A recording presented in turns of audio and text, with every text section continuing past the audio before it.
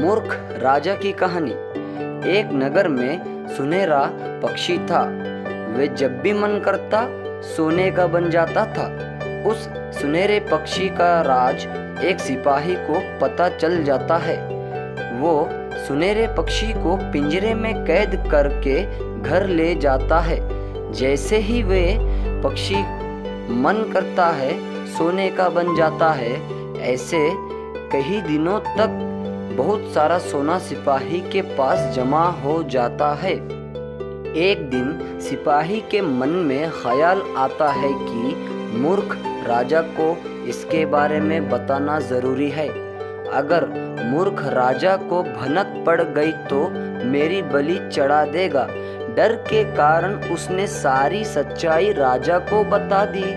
राजा ने उस सुनहरे पक्षी को दरबार में पेश करने का आदेश दिया। मूर्ख राजा के मंत्री ने कहा, राजा, आप व्यर्थ में इस छोटे से सिपाही के बातों में आ रहे हो। आप अपना कीमती समय बर्बाद ना कीजिए।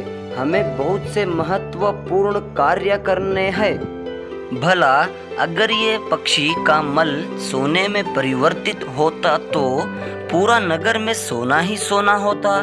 मूर्ख राजा ने झट से मंत्री की बात मान ली और उस सुनहरे पक्षी को पिंजरे से आज़ाद कर दिया। सिपाही सबका मुंह ताकता ही रह गया। उसके सामने वो सुनहरा पक्षी छूमंतर हो गया।